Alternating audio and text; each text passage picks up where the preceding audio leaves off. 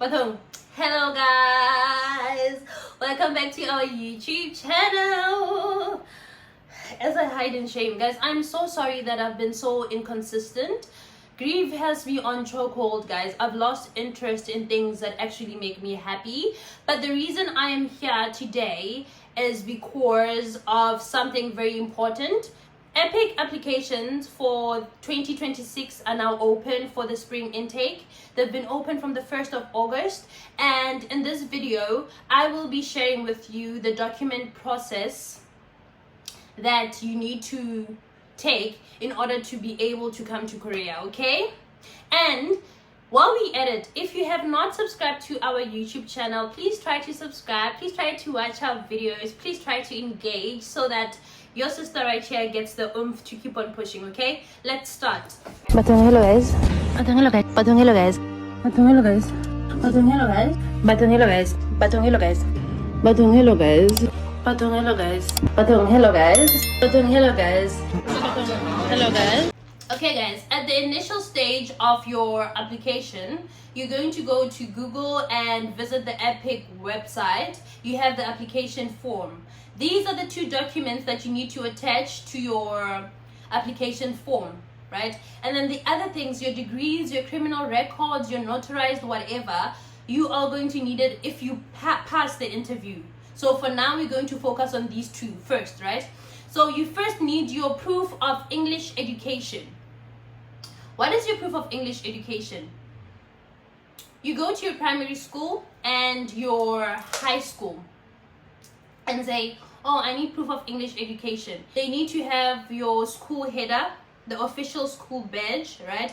And in that letter, they will write that this is to prove that Pindile Makamu, student number, They put in your ID number. Student number was a student in this school from year 2019 to 2026, and all lessons were conducted in English, right? Then you have your principal's signature and the HOD signature. Oh, just one signature is enough. You can get a signature from your HOD or your principal, right? And then you go to your high school. They also write the same thing. School header, school official badge, a formal letter, dear whoever it may concern.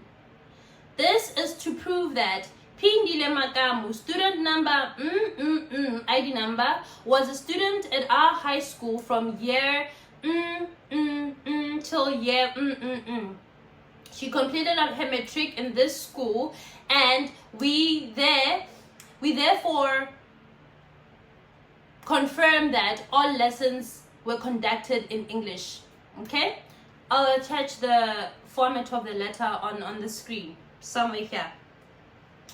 Signature, same thing. So now you have your proof of English education, right? Number 2, you need 2 recommendation letters, right? These recommendation letters cannot be from your high school or your pastor or your primary school. Those are not allowed. You can, if you don't have any work experience, you can get 2 recommendation letters from your tertiary education lecturers. So you can you can send your lecturers an email and just explain the situation that you need a letter of recommendation. So you need 2 recommendation letters from 2 lecturers. If you've started working or whatever, then you can ask for the recommendation letter from your employer, from 2 of your previous employers, right? They don't allow volunteer recommendation letters. If you volunteered somewhere and they read that you were volunteering, they won't allow that letter of recommendation. So now we can send the application because you have 2 of your recommendation letters and 2 of your proof of English education letters, right? If you've been to one school from primary until high school, then it means you have 1. If you've been to 3 schools, just focus on the school that you went to, maybe from your grade 3 to grade 7, and then from your grade 8 to grade 12, okay? Now we've sent our application. Okay, so now that you have those 2 documents sorted out, we are going to focus on your other requirements, right? In order to become a native English teacher in Korea, you need to have a degree in any field. Whether you have a BA in watching the sun, whether you have a BSc, whether you have a degree in medicine, you qualify, or the equivalent, right? So meaning if you have an advanced diploma, not a diploma but an advanced diploma, because they are in the same NQF level, you qualify. Okay, so now you need to verify that your degree is legit, right? In order to verify that, you go to your search engine and Google SAQA verification form, SAQA verification form. The first option that shows up says individual verification letters. You go in there, you download the form. How I did mine, I downloaded the form, printed it out, and then filled it in. Okay, I'll show you how the form looks like on the screen. Okay, I'll put it somewhere here. I downloaded the form, filled it out, and scanned it. So you are going to take that SAQA verification form, a copy of your ID, the scan, and a scan of your degree, right? When you have these three documents, you go to your Gmail account and send an email to verificationsletter@saqa.co.za, right? And then in my letter I wrote, "Dear SAQA, I would like to verify my degree. Attached below is the filled out form, scan of my degree, and my ID. Your response would be appreciated." And then I attached these three things: the SAQA application form, a copy of my ID, and my degree, right? And then they are going to send you a response to say that you need to pay this amount. So I paid, when I did it, it was 610 rands. I don't know how much it is now. Okay guys, so the fourth document that you need is your police clearance certificate. In order to become a native English teacher in Korea, you need to have a clean criminal record, right? So with the criminal record check, you go to your nearest police station, get your fingerprints taken, pay your 180, and when your criminal record check is ready, they are going to send you an SMS to come and collect it, okay? But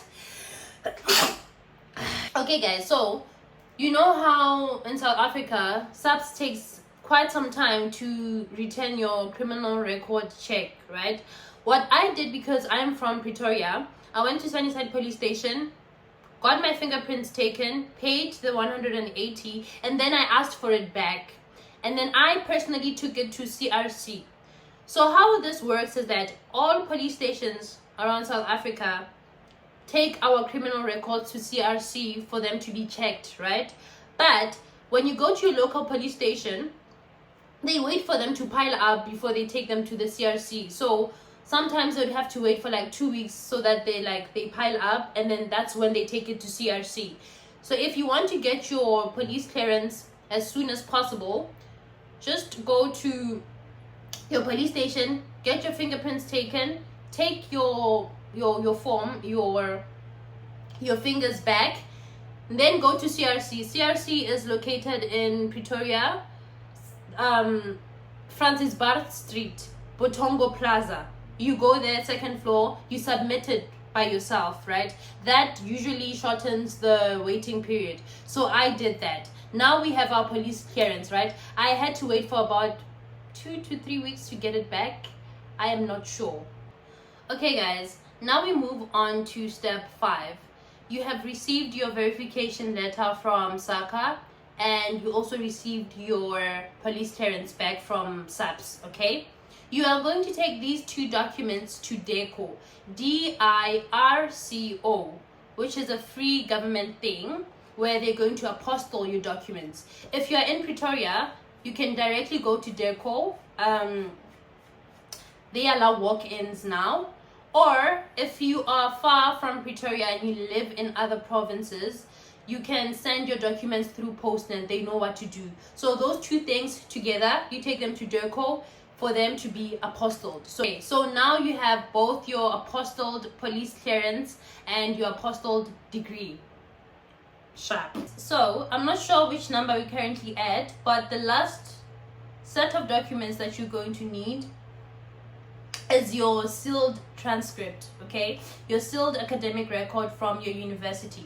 I don't know how it works from university to university, but I remember with mine, I went to UJ and they gave me my academic record in a sealed brown envelope. They had a UJ stamp to show that it's not tampered with. And please don't attempt to open it, don't attempt to poke at it, because once it gets to Korea and they realize that it has been tampered with, they will not accept it. Even when you send it via DHL or Postnet, just ask them to not open the documents, okay? Because it would be your loss, because they will not accept it, okay?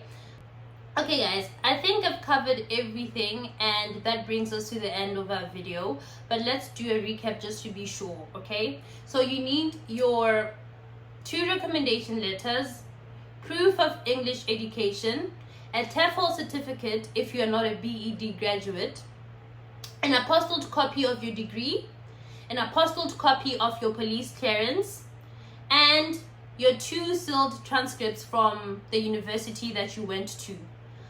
I hope I covered everything, guys. If I forgot something, and if there are teachers that are already in Korea and they've picked up maybe something that I've forgotten, feel free to comment. And yeah, if you have any advices or any tips and tricks, also feel free to share.